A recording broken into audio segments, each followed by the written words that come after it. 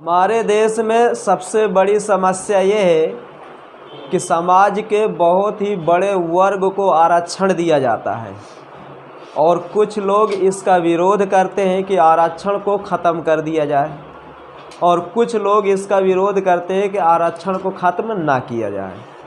अब दोनों के क्या मत हैं आज हम जानेंगे अभी। तो शुरू करते हैं पूरी क्लास। देखो, आरक्षण ख़त्म करना चाहिए या नहीं ख़त्म करना चाहिए, इन तस्वीरों के माध्यम से आप खुद जान जाओगे। सबसे पहली तस्वीर देखिए आप, ये तस्वीर है झारखंड की। झारखंड बिहार से अलग हुआ सन 2000 को एक राज्य है। वर्तमान में झारखंड साक्षरता की दर हो या और बहुत सारे काम हो, हर चीज़ में झारखंड बहुत आगे है। विशेष करके चोरी में जितने भी हैकर होते हैं जो तुम्हारे मोबाइल से पैसा निकाल लेते हैं, तुम्हारा एटीएम खाली कर देते हैं, बैंक पूरी खाली कर देते हैं, वो सब झारखंडी ही करते हैं अधिकांश।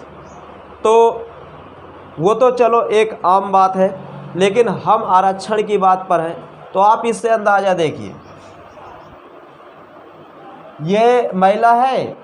अब देखिए ये महिला क्या है, ये समाज के उच्च वर्ग की महिला होगी, या तो ओबीसी की महिला होगी या तो सामान्य वर्ग की महिला होगी, क्योंकि ओबीसी का व्यक्ति सामान्य वर्ग के घर में जाकर चाय पानी कर सकता है, किसी भी प्रकार की उसको कोई दिक्कत नहीं होती।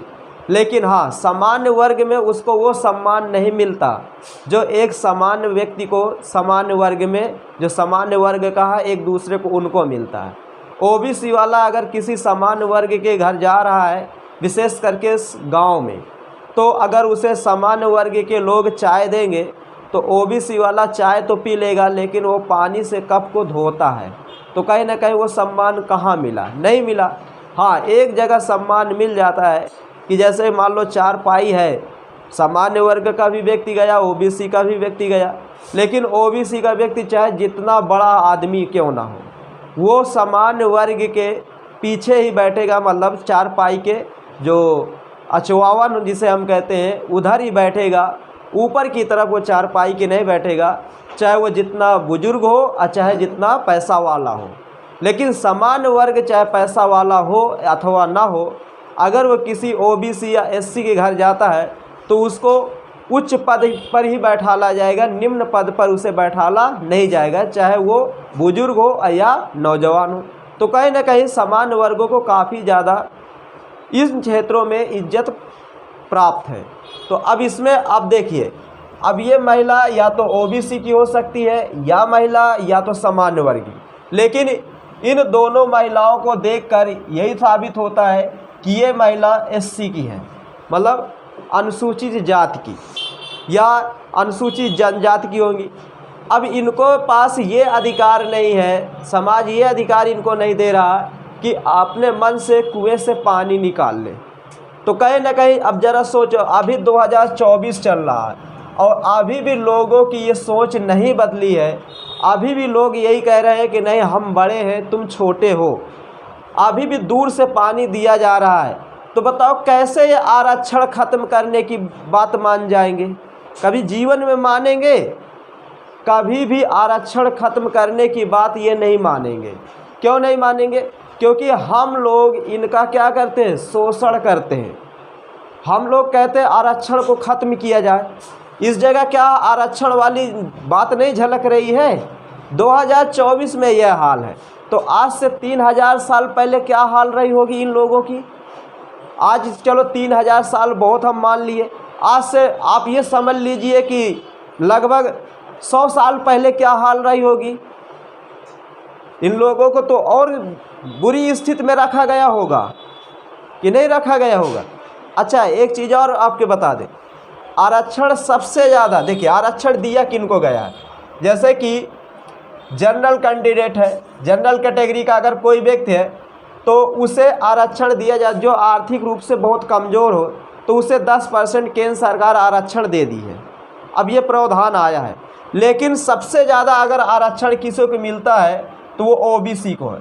बताया जाता है चाहे जो जाति का लोग हो, चाहे एससी का हो, चाहे ओबीसी का हो, चाहे एसटी का हो, चाहे जनरल को, जिनको भी आरक्षण दिया जाएगा वो केंद्र सरकार के द्वारा ही दिया जाता है।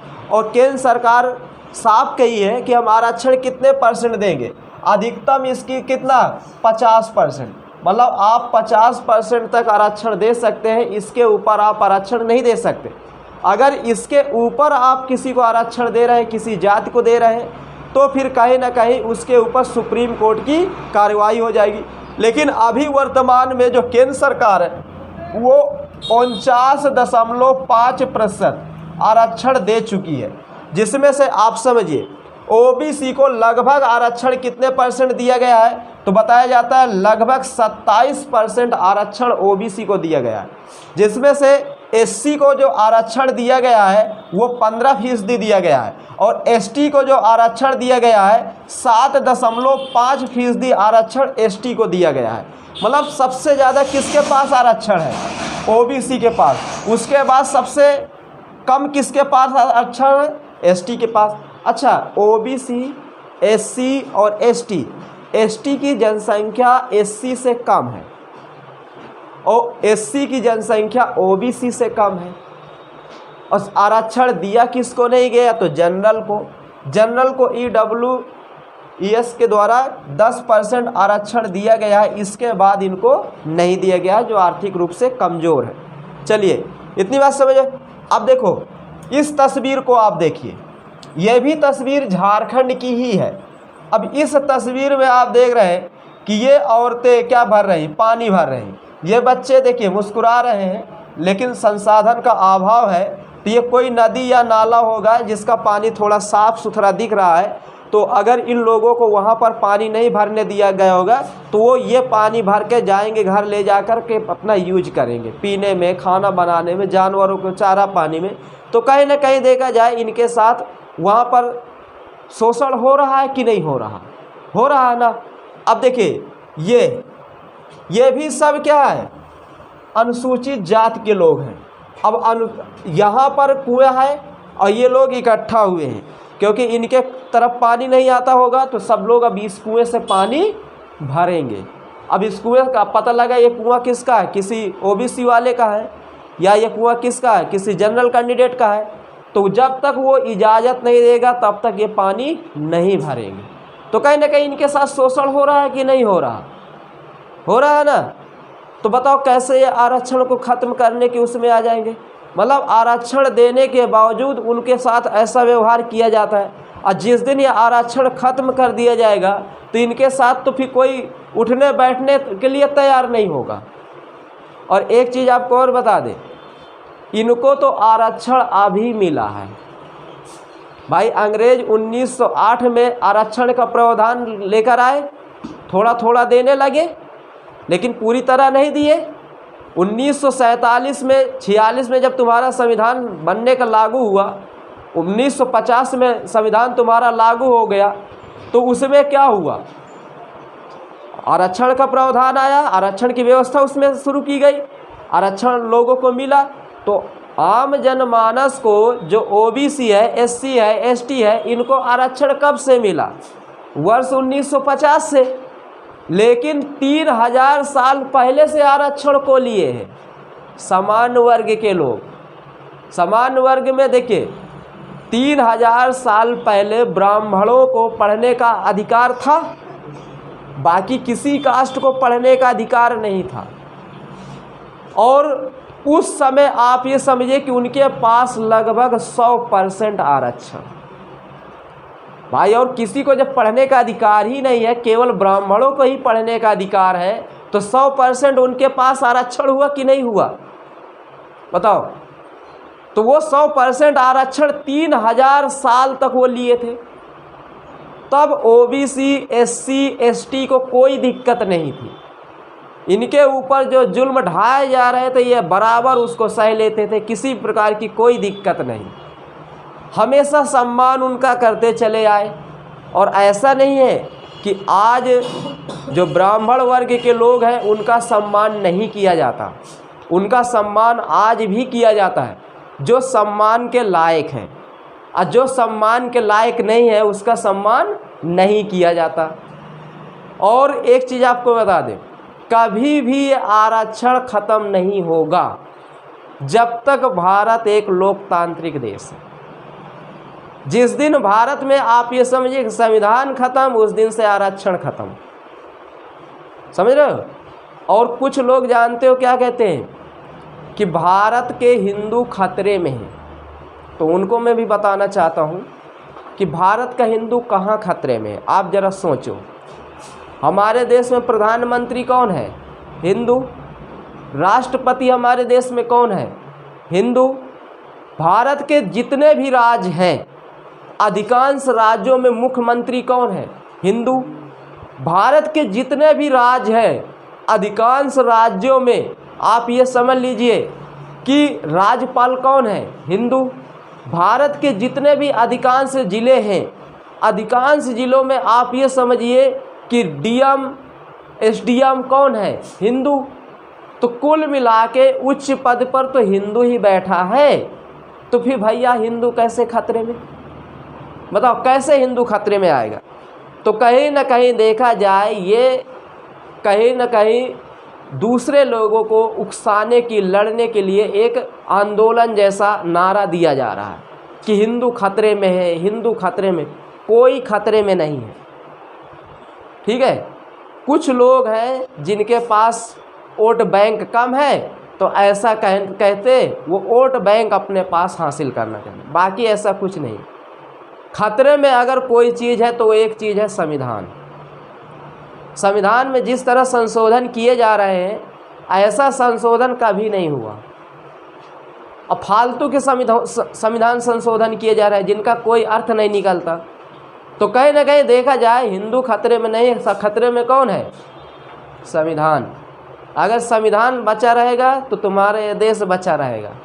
संविधान बचा रहेगा, देश बचा रहेगा, तो जो समाज में निम्न वर्ग के लोग हैं उनके लिए आरक्षण बचा रहेगा। नहीं तो ये सब खत्म हो जाएगा एक दिन, देर नहीं लगेगा। तो सबसे पहले हमें जागरूक होने की ज़रूरत है, मतलब पढ़ने की।